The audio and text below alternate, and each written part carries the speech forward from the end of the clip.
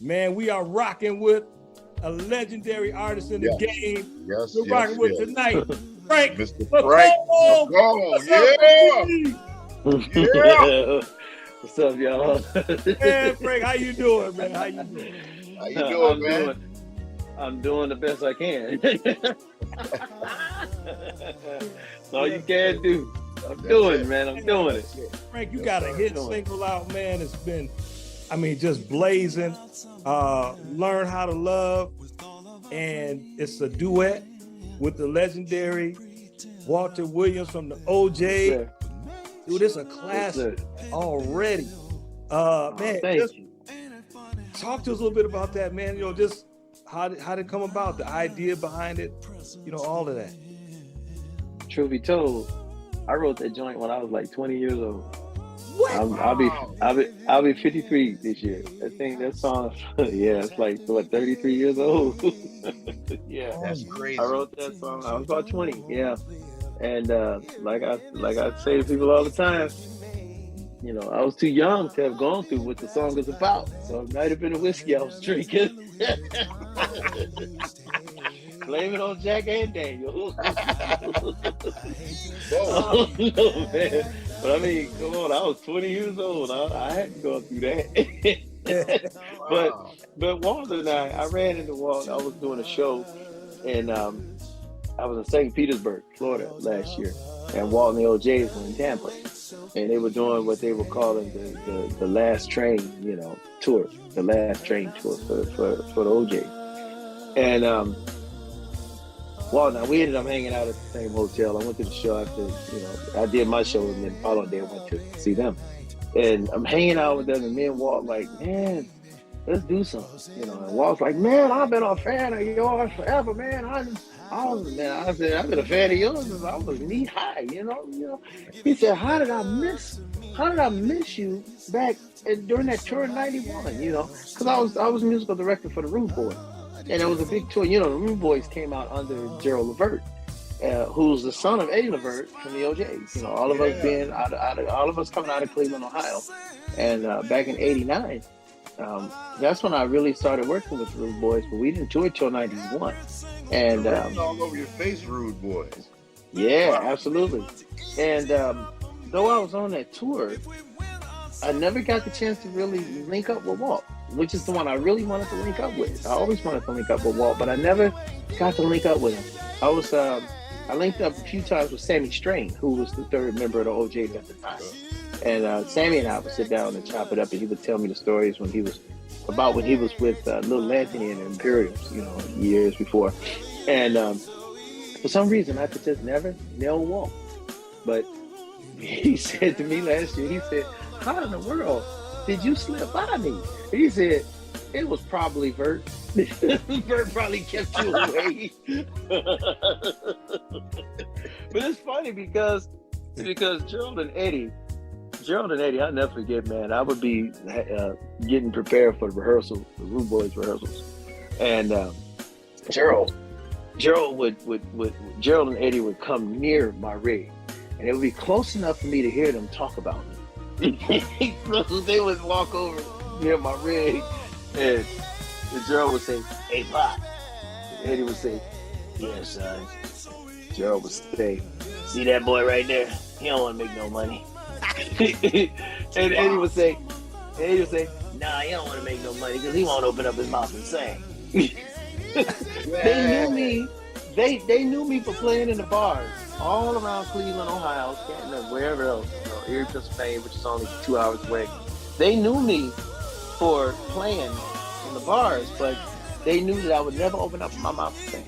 It was Frank McComb Trio, and I would never sing because I was shy for one when it came down to the singing, because I was concerned that everybody was saying, "Oh, Frank trying to sound like Donny Hathaway, Frank trying to sound like Steve Wonder."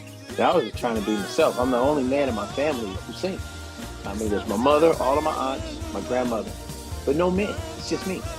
And there's no man to reference me to. So the first thing people say is Hathaway and Wonder, which at the time, being a kid, I felt like, okay, they're saying I'm trying to sound like them.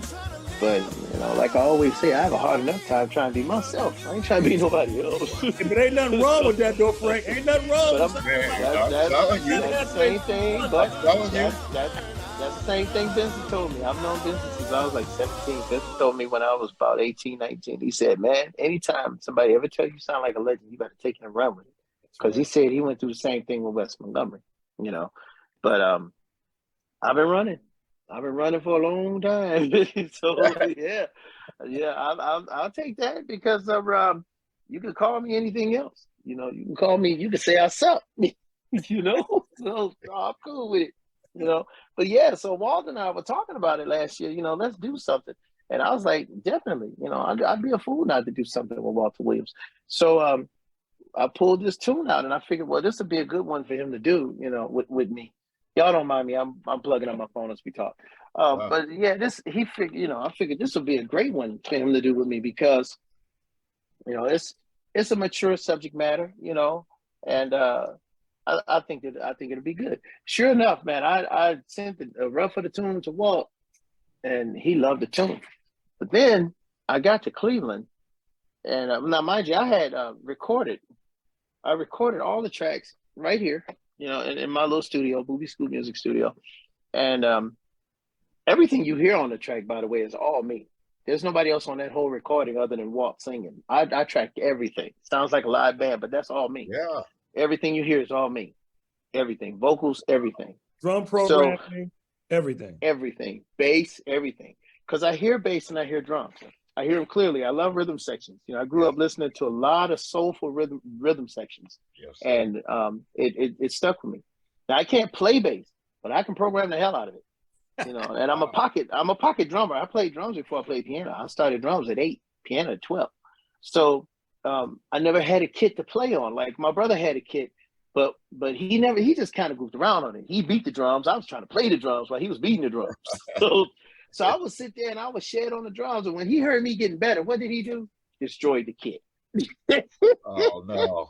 Being the vindictive big brother, he destroyed the kit. But we were kids, Yeah.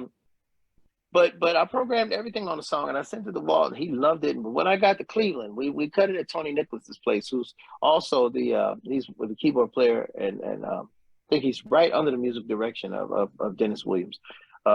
He was the musical director for Levert back in '91 when we all toured together, but he's with the Ojays now. And he has a really nice studio called Tenacity Recording Studio. Went to his place and cut the vocals. So I had all the tracks and stuff done here. And Walt paid me one of the greatest compliments ever. We were sitting down listening to the playback right after I dumped all of the parts into his studio and his engineers pulling up all of the parts. Me and Walt just sitting there and Walt shaking his head like, I can't believe, first off, I can't believe you recorded all this, was what he said.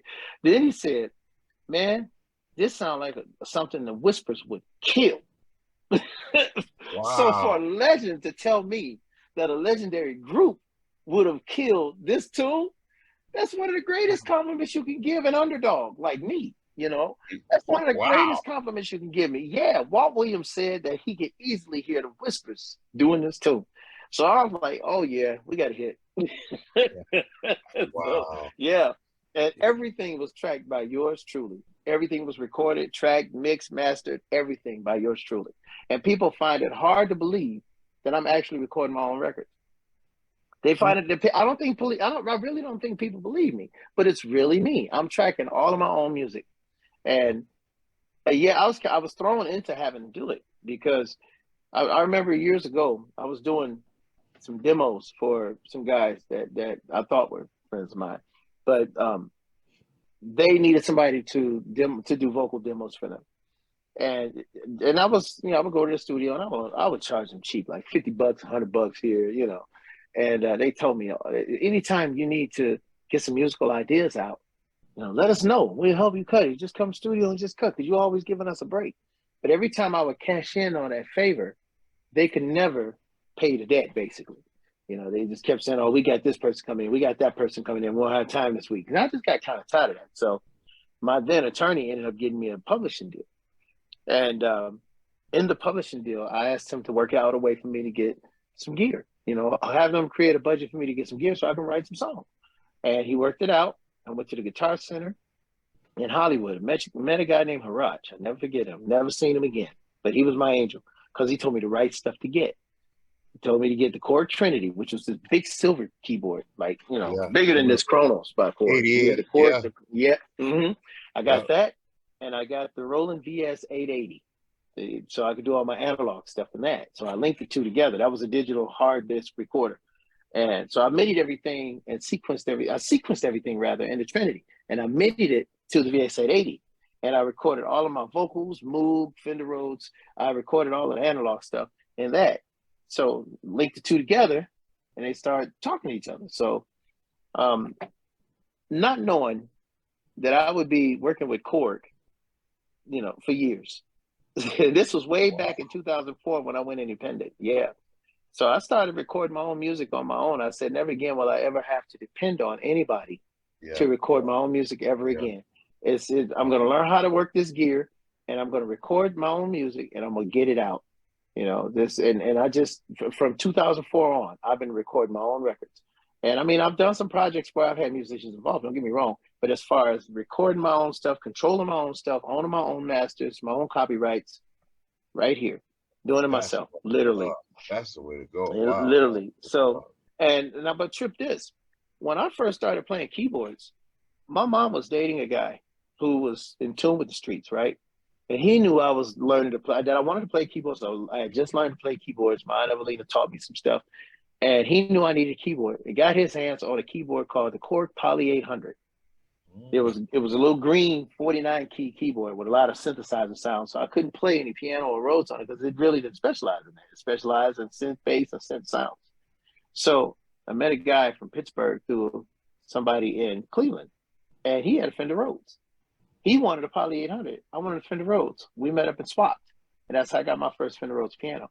Wow. But the reason I mention this story is because here I am, years later, doing demos for Korg.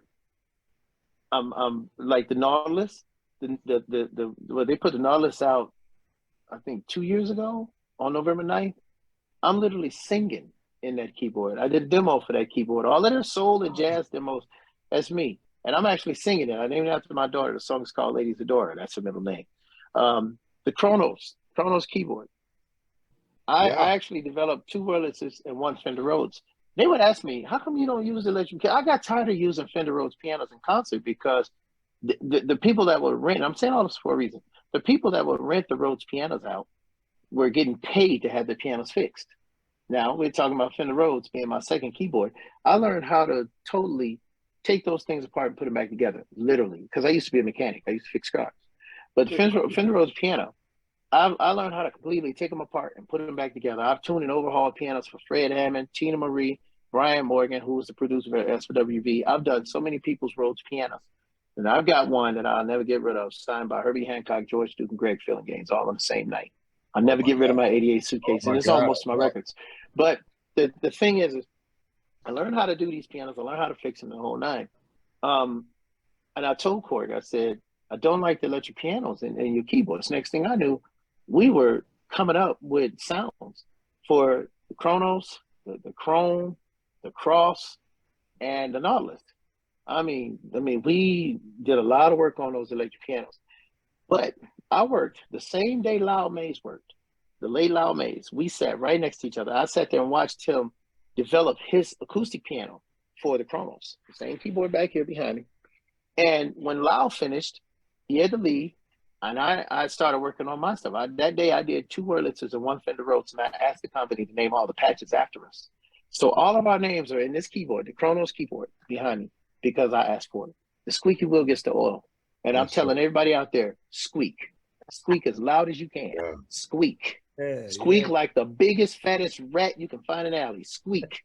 Man, and I got all of our names in that keyboard because I asked for it. But I never thought when I was 12, 13 years old, getting my first keyboard was a Korg keyboard. I never thought that I'd be developing sounds and doing demos for their keyboards years later. And here I am today, still working with Korg since 2004.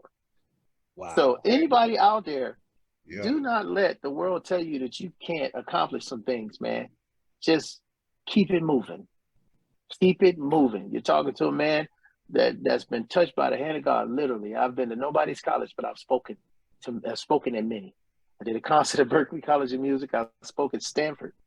Don't let the world tell you that you ain't worth nothing. Trust me, you all right. Just keep it moving. Keep it moving. All right. Keep it moving. Wow. Keep it moving. Yep. Wow. Keep it moving. Let me ask you about the song "Learn to Love."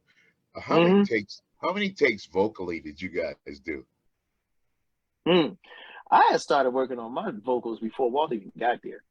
I probably did about 9 or 10 just for the heck of it. And then when Walt came in, Walt did maybe 3 passes. And then once Walt did his, I did mine all over again because I wanted to match what he was doing. So I said, I'm going to follow the lead of the legend. Bump that. I ain't coming in like that. I just had a good warm-up. But I will tell you one thing for sure. Comping them vocals was fun because I got to listen to Walt's voice. I got his voice documented. So, yeah, I mean, I literally sat there and picked and chose every line to put together. So you do like 5 or 6 takes, and then what you do is you make one track out of the 5. You get the best pieces or the parts that you want to fit, and you put it all together to make one complete line. So comping those vocals was, man, I was just in awe of the fact that I'm comping Walter Williams' vocals. For my project. What kind of foolishness is that? Yeah. Yeah, I was excited about that, man. Yeah. Oh yeah. That's what's really crazy to me because both of you guys' vocals are, just fantastic. I mean, it's like, thank you, man. I couldn't choose between either one. Except Walter is legendary. That's it. Right. You're legendary too. Thank you, man. I mean, but Walt, there's a whole different level of legendary, bro. Yeah. And I appreciate the compliment. I really do. I appreciate the compliment, man. I do. But just, I was on the plane comping vocals. I mean, thank God for technology, having recorded all the stuff and then get Walt's vocals like that. You could just hear, how do I put it? You could just hear the vintage tone. That voice has been worked for at least 70, 60 years. You know what I mean? Oh my God. So so I can hear it. Just hear that old sound, Yeah. I remember my son had heard the vocals and he was listening to us and he said, "Dad, his voice sounds raw in some places." I said, "That's richness, son. That's legend right there, son. That's years. That's age. That's age, man. You got to know what you're listening to. You got to know about that. Said, come on, get this lesson right quick." Yeah, that's you know what I mean. That's for sure. Sometimes when it's too pretty, it's ugly. Yeah. You know what I mean? When it's too pretty, it's ugly, man. Where you got to keep some kind of human factor to it. I can't have it too clean. I just can't, man. Give me some dirt somewhere. Right. I like even in concerts, sometimes you got a little hiss or something. Let it ride, man. Yeah, it's the gear, That's history with that gear. let it ride. The question, I've been listening to you a lot on indie stations now. It seems like you're on number 1 all the time. It just seems your songs always pop up. How do you feel about that now? Popping up. Well, I'll be honest. I haven't seen all the charts where my stuff's been number 1. But yeah, I like to see it. I've seen a few, but I think it's really cool. At the end of the day, I think the charts are good for popularity, just to let people know that you're still out, the people just to let the people know that you're still in the game and the whole nine. And I appreciate that. It also shows that there's some airplay happening somewhere, which leads to what my main concern is, and that's royalties. As long as it's being aired, as long as it's playing somewhere, the charts show that there is some airplay. So I respect the charts for that. That it shows that there's airplay. And airplay leads to royalties, which leads to being able to eat, for an artist to be able to eat. Yes, so sir. it all plays, and that's for the stations that's reporting. because not all stations report. So for whatever reason, that's a whole nother bottle of communion. But yeah, That's they have to crazy. report. Wow. Yeah, Wow. yeah. All stations don't report, but there's still something to get out of that. And what's to get out of that is the exposure. At least get the exposure. Yeah. So, but I have no problems with any chart putting my stuff on their chart. Any company putting my music on their chart, that's a plus for me, and I appreciate it. Yes, sir. I just don't stop there. The thing is don't stop there. Again, keep it moving. Don't stop just because you see it on the charts. Keep pressing, because the more, like I said, the more it's aired, it's like the domino effect. The more it's aired, the more popularity you get. But also for those that are reporting, the more royalties, the more your royalties increase. Yes. And that right there is, I consider the royalties the retirement money.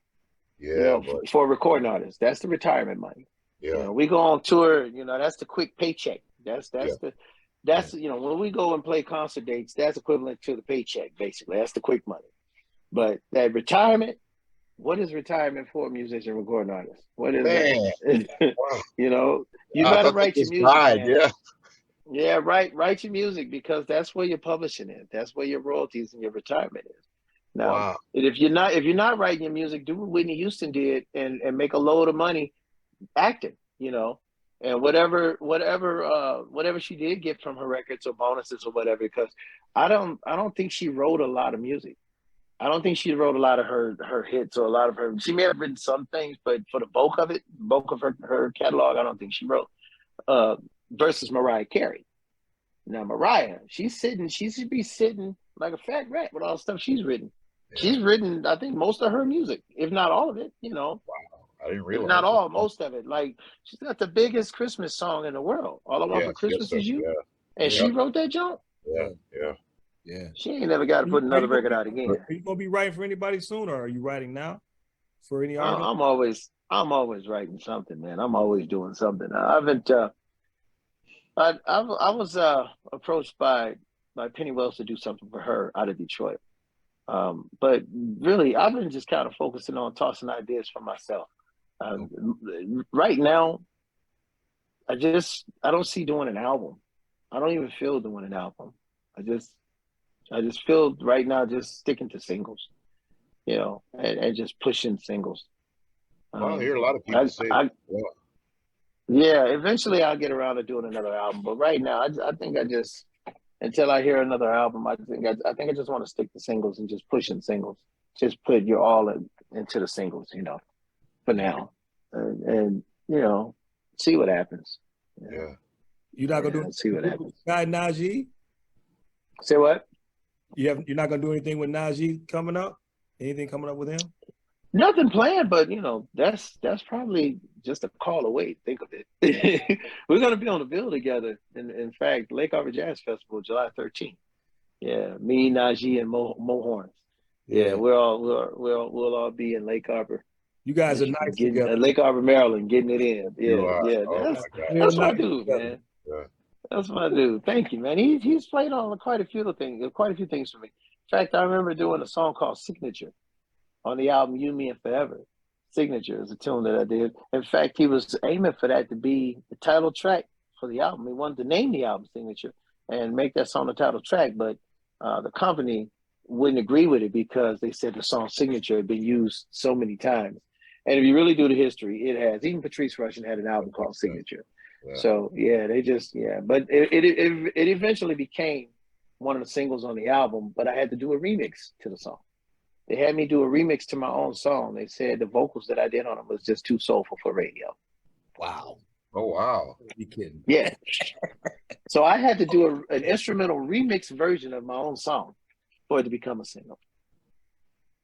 What? Wow. Yeah, but that's just how the game is, man. It's one thing to compromise, another thing to sell out. And if that's what it takes to make the song a single, then so be it. It's my own song. I'm gonna win anyway. It's published. But it was kind of, come on, we both know. How does Frank McComb? But how does Frank McComb not be soulful? That's just right. Yeah, that's blowing me right now, bro. How do you not be soulful? That's crazy, man. You sober when you talk. Right. Right. Man, I ain't never heard that one before, but I'll take it. Shit, I'll take it. He said, "You sober when you talk." Hey. Oh man, you a clown. Man, what's wrong with him, man? Yeah, y'all still crazy. Yeah, buddy. I love it. Even said it, baby. Yes, sir. Hey, but man, I can't even wrap my mind around that, man. Not being yeah, sober. man. So What is a not sober? I will. What does a not sober Frank sound like? Right, exactly. You know what? Okay. What does a not sober Frank sound like? I'm glad you asked that question. Pull up the song. It's a song I did about a year and a half, 2 years ago called "I Gotta Pinch Myself," and it's a duet with Kathy Cousins. Well, hell, I'm gonna just tell it. I don't care. What happened here was she wanted, to do something soulful.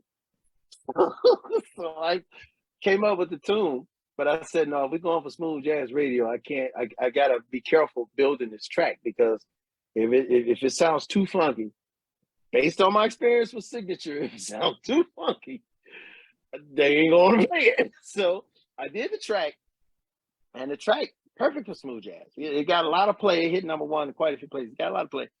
But when I went to sing my vocals, Kathy said, "You're gonna have to tone it down some because I can't sing all those runs that you sing. I can't do it like that. So you're gonna have to. So if you really want to hear what an unsoulful Frank McComb sounds like, pull up. Gotta Pinch Myself. One thing I've learned to do is be versatile.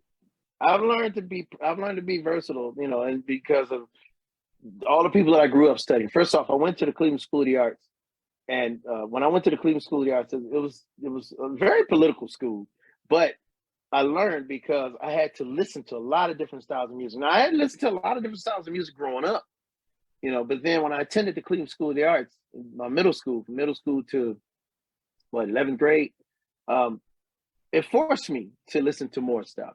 And plus I had been hitting the bars with my trio. We were always flipping everybody's music, making instrumental versions of everybody's stuff. So, and then going to the school of Branford Marcellus, going to the school of Eddie Levert and the Ojays, and going just all the people I had met and worked with over the years. It taught me to be versatile, coming up in church, and then connecting with people like Fred Hammond and John P. Key. So, and then I'm working with DJ Jazzy Jeff and Fresh Prince, dealing with rap. So I work with different people in different genres. So I had to apply a lot of that stuff to myself being an artist, and then not to mention that I'm married to a wife who listens to everything. I mean, really, you'd be surprised. So It forces me to keep my mind open, keep my ears sharp. So when it was time to do Pinch Myself, I was already ready. So I scaled back so that I can make sure that it worked for radio, but I also had to scale back to make sure that the duet matched, So yeah, versatility is a key, man. You got to know how to be versatile. You got to make it fit. Make it fit. That's what being an artist is about. Not a singer who's in the position of being an artist. No, being an artist, you know how to paint the pictures. You know the right colors to use. You know what I'm saying? That's what being an artist is about. True. I just howling all over everything. Shit, man. I say all the time, everybody can sing, but some don't need to be heard doing it. That's what's up. That's what's up. Be an artist, man. It's one thing to know how to play an instrument, and another thing to be skilled at it. Yeah. And being a musician is not just about playing the instrument, but having the discipline to come with it. The discipline and knowing when to play, knowing when not to play so much, knowing when to be on time, knowing to show up to rehearsal, knowing the music. Yes, sir. That's what being a musician is about. Yeah. Not just somebody who know how to play drums. No, you're a drummer. All of that goes underneath that category. It goes underneath that title, rather. Yeah. With me, I'm gonna tell you, discipline is key. I remember when I first started working with Branford Marcellus, a band called Buckshot LaFont. The very first rehearsal we had, it was a lot of people were in this in the very beginning. We were getting ready for this showcase at the Supper Club in New York, but we rehearsed here in L.A. at a place called Third Encore, and a bunch of legendary musicians that he had known. You know, this is before Buckshot LaFunk actually became a band. It was just an idea at the time. So we get ready to do this premiere. We were rehearsing, and when I got to the rehearsal, Branford was like, "There's your keyboard rig," and I didn't know he knew I played. So I just thought I was going to be singing because the song that I worked on the album that he was pushing was just me singing. It was an Elton John tune called Mona Lisa's and Manhattans. So I just came in as a singer.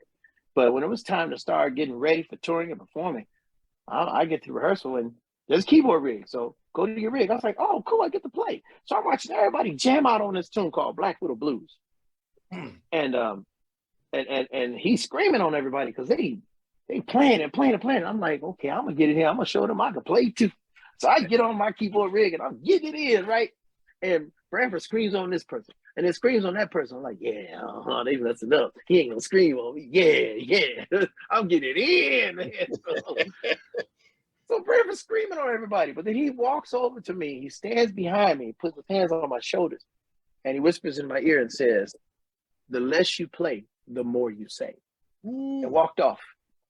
Wow. He didn't scream on me. I guess being the new young buck on the scene, he didn't want to break me. But it's the way he did it. Wow. You know, that was a lesson, but a lesson in discipline. But it was also a lesson in how to teach. He's one of the best teachers I know. It's like, you know, it's a lesson on how, it was a lesson on discipline, but it was also a lesson on how to teach, how to communicate with those that are under you as a true band leader. So yeah. So that's why I say the things that I say, man. You know, just be ready for all situations. Be ready, you know, be prepared as best as you can, you know how to fit the situation. Don't come in overdoing, underdoing. Just know your part, know what you need. Be the right piece to the puzzle. Yes, sir. At all times. Yes, sir. Be the right piece to the puzzle. Yeah. Let me ask you a question. It seems like you have done everything. I mean, in music. What else is it left to accomplish for you? Really, right now, to be honest with you, I'm aiming to accomplish what was never done for me in all these years, and that is to gain much, much more exposure. The music side is, we do music all day, you know. Music is my living, not my hobby. I can sit here and play music all day for free because I love it that much, but it is my career. It's not my hobby. Yeah. So I've done the music thing my whole career. I've done music my whole life. I've never, and it's not to knock anybody with a job, because without you guys, y'all are more valuable to me. Without you guys out there with jobs, I can't do what I love to do. Yeah. So thank you for supporting me. But the music thing, you know, that's cool. Playing for other people, I've been there, done that, the whole nine. What's next for Frank McComb is enlarging territory. I was signed to 2 major record labels, and neither one of them got me the exposure that I deserved. So I was signed to an indie label, still didn't give me the exposure I deserved. I've never had my music serviced to radio properly. I've never had a record label actually get me on TV, BET and MTV and all these other places. I've never had the artistic push. I've never had the support. There are many people out there that say they're independent, but before you were independent, you were signed to a label that actually helped you get your music out and pushed you and gave you some kind of name. And then you left your label and became independent. You already had a fighting chance. Yeah. I never got that. So I'm here today, and I'm grateful for it, and I appreciate it, because if it wasn't for God, my wife, my kids helping me hand package CDs and sell them, and the buying public who actually supported me buying those CDs before we had this thing called the internet. If it wasn't for the people who supported it, the radio stations, the few stations that didn't think that my record was a bootleg when it went across their desk, and actually took the chance on it and played it, I wouldn't be here. Wow. So I never got a major push, never got a mainstream push of any kind. But I came into business mainstream, but I was forced into indie. And then I had to learn over time. Over time, I had to learn that it wasn't about Frank McComb being a star. I didn't know that God was going to use me as a trailblazer in this business to help people out there that's really trying to make a name for themselves and get their music out. And just to be that, even if it's just to be that person to encourage them, because I've already been there, done that, you know, then so be it. It's not, whenever you're dealing with the public, it's not about you. You're secondary. It's about the people. Seriously. And a lot of artists get caught up in the fact that it's, you know, not a, you know, they make it about them. So, Man. you know, and just keeping it real, man. Man, you know what? I ain't you know what, man? I ain't name dropping, but Kim Fields told me I needed to make a book. I was 38 years old. She said, Frank, you need to write a book, man. I'm like, I ain't lived yet. I wasn't even 50. But I'll be 53 years old this year. So I might, you know, kind of revisit that. I might, you know. I don't know. I don't know. I don't know. I'm still not convinced that really a lot of people want to hear what the hell I gotta say yet. So, you'd be surprised. Man, you dropping the nuggets, man. It's a lot of people that need to hear it. And I tell you what, but there's a lot of stuff about me and a lot of things that I've been through in this business that I don't think I'm ready to share yet. I got to get to that point where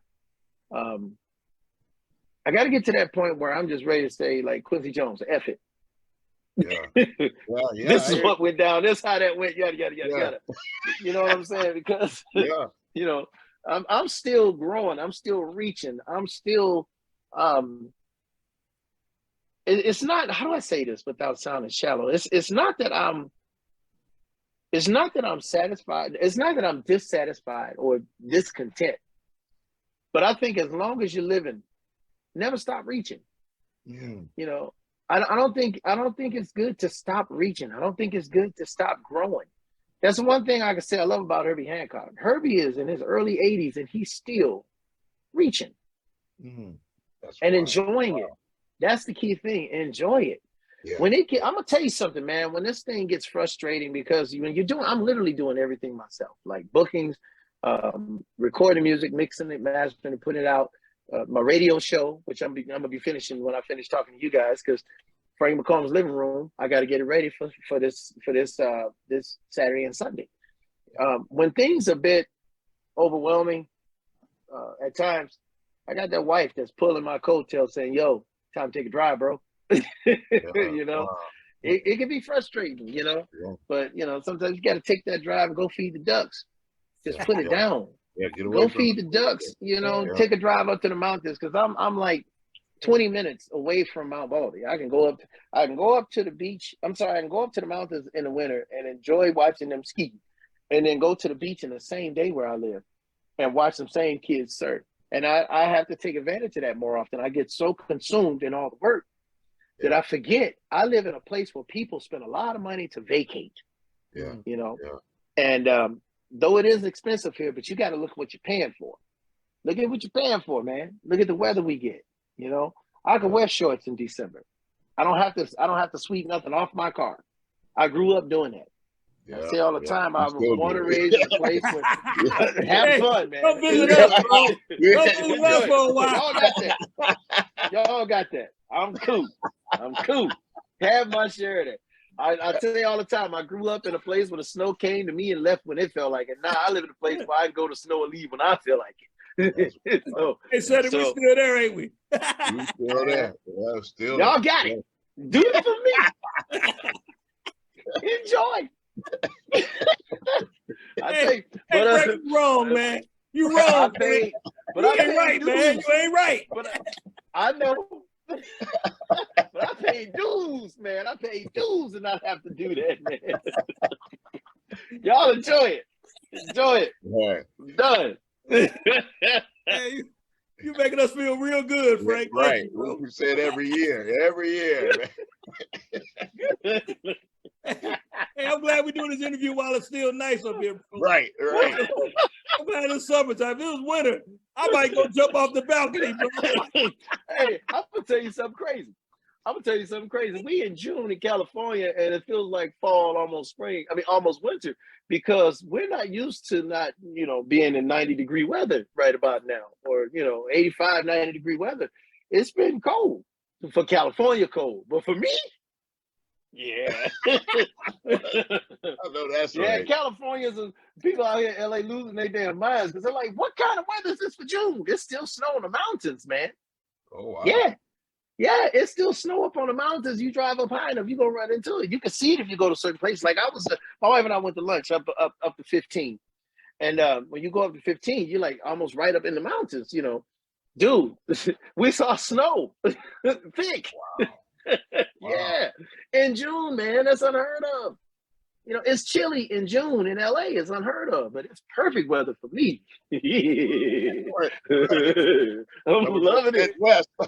I'm loving it. I don't have to burn this air conditioning in this house. Yes, sir.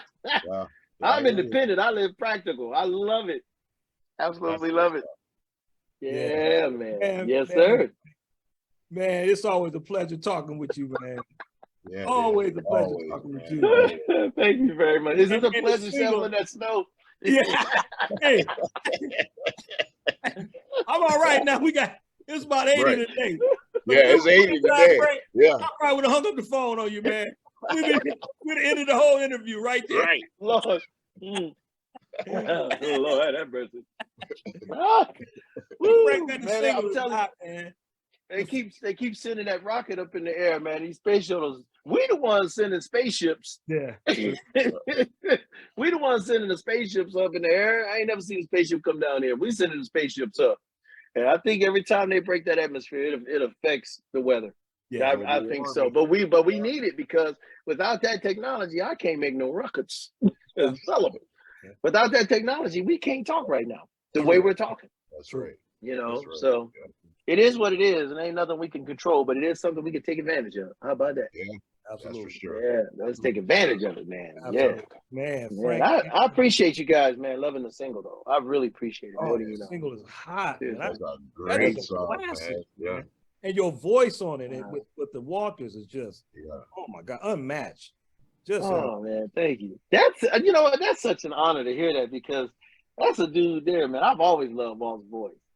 Yeah, I've always loved his voice, man. To be able to sing right alongside of him, man, that's so cool. So y'all was in the studio together? Yeah. I tracked everything. I tracked everything here at the house, but then I took the tracks on a hard drive to Cleveland, to Tenacity at Tony's spot. We just took them on the hard drive and just put them in his system there, and they sounded really good, man. So me and Walt, we were in the studio together, cutting those vocals. Yeah. Mm-hmm. Yeah, we'll cut them in the studio together, side by side with Walt, man. Like I said, I got a bunch of tracks in before he got there, so I was warmed up and ready. But once he sang, I was like, no, I'm cutting my stuff over. It's got to be smooth like his. Walter will take a song over. He'll own that. That's a smooth man. That's a smooth brother there. He's smooth. Very smooth. Yeah, man. Smooth dude. Always been smooth. Yeah. It's a bad man. Yeah. Yes, sir. Yeah. You've been doing a lot of work overseas. Say it again? Doing a lot of work overseas, man. Me? Yeah, you've been traveling quite a bit. Yeah, but you know what? Since COVID, I haven't been overseas as often or as much as I would normally be, because a lot of the people that I worked with, a lot of clubs that I was working with, or bars over there, they went under. So I'm actually restructuring. Yeah, they went under. A lot of people I had been working with over there for years, places went under. And then they had to, all the spots there had to reconstruct how they do business. Now, I still got some contacts over there, but just wait until they get things more settled, and just, now I'm going back over. Like, I got to go to Belgium. I'll be in Belgium on July 28th. Me and Gregoire Moret, my Monica player. He's doing a concert. I'm going over there to be a guest artist with him. I've got some dates booked in the UK for August. I think late August or mid-August into top of September. So I'll be touring the UK then. So, but I'm honestly, I'm taking my time, pacing myself, and I'm not one to force anything. If it's meant to happen, it'll happen. If it's not, then just like I said, keep it moving. Yeah. Keep it moving. Don't force nothing, man. Don't try to kick down no doors because you don't know what's on the other side of that door. If you know it's something on the other side of that door, then yeah. But if you don't know what's happening on the other side of that door, you better stop kicking it, man. You're going to be met with something that you're going to regret running into, a regret kicking that door down for. Yeah. I don't force nothing. Let just like I did with, the beginning of my career. I didn't force anything, man. I just played the game, stopped taking it so serious and played the game. And here I am. Independent since 2004. Wow. And that's unheard of. Yeah. Man, you're about one of the realest musicians I've ever talked to, man. That is so cool, man. Oh, thank you, man. Bless you, bro. Hey, what I got to lose? Once you lost it all, man, where else to go? Where else did it go? Just what I used to be that bitter musician. I mean, I could always do interviews, but they wouldn't have gone like this. I'd have been too busy fussing and moaning, about what I was going through in the industry. But why get bitter when you can get better? See, the thing is you got to know what your purpose is. You got to know what season you're in, because when you start operating outside of your season, it's like everything is difficult. Everything is hard. Yeah. Know what season you're in and operate to the fullest in that season. If it's not your season to tour, see if it's your season to write. Start writing. If you get these writer's blocks, it might not be your season to write. It might be your season to go work in your garage. Take a break, go have a vacation. But you just gotta know your seasons. And I sometimes even have to check myself. And I'm like, wait a minute, okay, I can't get nothing cut. Let me go and reconstruct the studio. Do something with my mind. And how we're all men. You know how we men operate. If we feel that we're not accomplishing something, the whole house gonna know it. And your woman's gonna tell you to go get out and go find out what's wrong with you. You bring it in the house, man. So we have to, if we can't accomplish the goal, if we feel that we can't fix something or fix a problem, or if we're not productive, those of us who are productive, I still use my hands, man. A lot of guys say they don't use their damn hands. I use my hands. I like fixing stuff. I like seeing the final product of something that I've started. If I'm not productive, there's a problem. Serious problem. So I just got to remember, check myself to know what season I'm in at that time. Right. Wow. Man. Frank McComb. Right? Yes, sir, man. Always a pleasure, man. Always. Thank you, guys. Always. Thank you so much. And thank you for your time, man. And talking with us again and coming on and just blessing us with all this wisdom, man. We really appreciate it. And our audience appreciates it too. Man, you too much fun. You guys too much fun. Happy birthday to my man Prince. He would have been 65 today? Yeah. 65. Yeah, he and I had some great conversations, man. Great conversations. No different than the way I'm talking to you is the way he and I would talk. It wasn't no way out, spaced out, none of that foolishness that people. Just straight out conversation, man. And he broke a lot of stuff down to me, shared a lot of knowledge, a lot of wisdom with me that I will take to the grave. Seriously, I mean, he told me some things. I know he's been known for saying the contract and the con and agreement thing. He sat me down and actually broke that down. He said, man, do not sign nothing that you don't agree with. Otherwise, it is a contract. It should be an agreement, not a contract. That stuck with me. That stuck with me. But he shared a lot of stuff with me. A lot of stuff. A lot of things with me as to why I think the way I do sometimes. Like knowing when if the writer's block is there, don't force it. Do something else. Do something else. Don't force it, because we would be rehearsing, and we would come up with a groove, and he'll say, "Man, we got to work that groove. Tell her damn to bring us to tears. We got to work this groove," and we would play a groove 20, 30 minutes, man, until we perfected a groove. Man. Yeah. Oh yeah, and it would be fun because we'd be exploring, and experimenting with sounds, even as simple as how to play the drum groove. Just that's how he was, man. But when I worked with him, I don't know about everybody else's stories, but when I worked with him, it was a great experience musically for me because he could never tire me out. I remember when I was a kid playing in them bars, man, we'd be doing 3 full hours a night, Yes, sir. Not getting out till like 2, 3 in the morning. And I had to be in my homeroom seat at 7:30, Glenville High School. So he couldn't tire me out. If it's your passion, man, it ain't never a job. No, that's what's up. Right. That's what's up. So, and that's one of the things that I think that's one of the reasons why he respected me the way he did. He could never tire me out. It was always fun for me and him. It was. It was. So yeah. Happy birthday, P. Yeah, absolutely. Absolutely. Absolutely. Oh, yeah. Yeah, Frank. Man, Frank, thank you so much.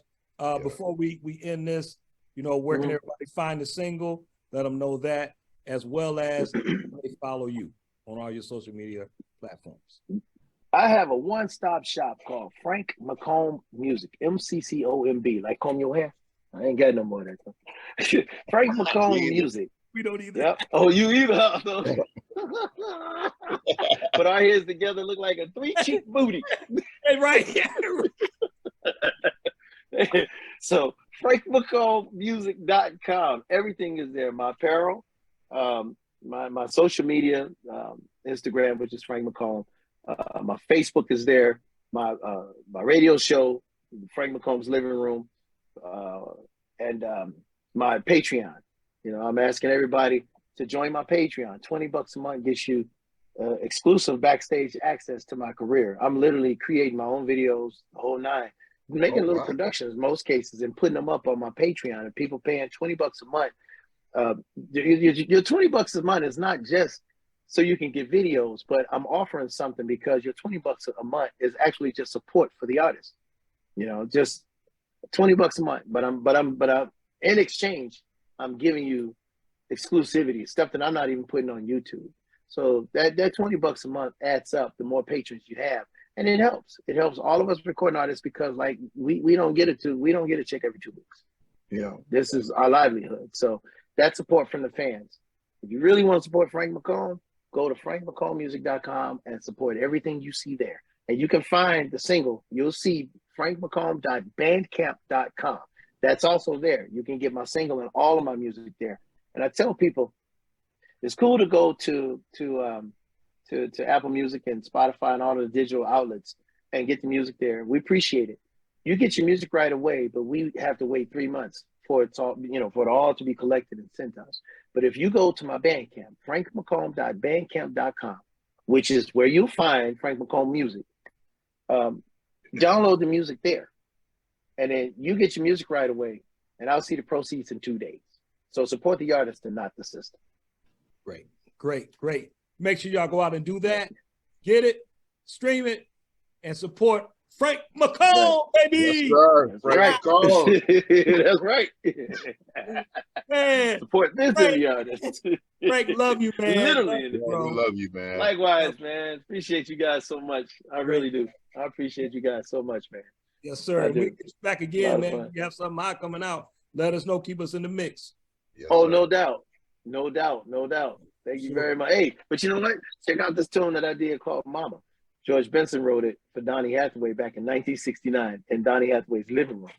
They never recorded it. Yeah, George gifted me with the tune. I put it out for Mother's Day. You'll see that at frankmccomb.bandcamp.com as well. And it's there. Yeah, it's called Mama. That's my Mother's Day tune. Yes. I'm here. Yeah. Get that. Cedric, that's all I got, baby. That's all I got. Thank you, Frank. Thanks, Frank. That's all I got. Frank, take it easy, man. Be safe out there, bro. Be cool. Thanks Let us know when you come to man. Chicago, man. Let us know when you're in Chicago. Find me a club, and I'll work out the deal. It's done. Gotcha. Back. All right. Okay. All right. Have a good one, man. Later. Y'all be cool. All right. Later.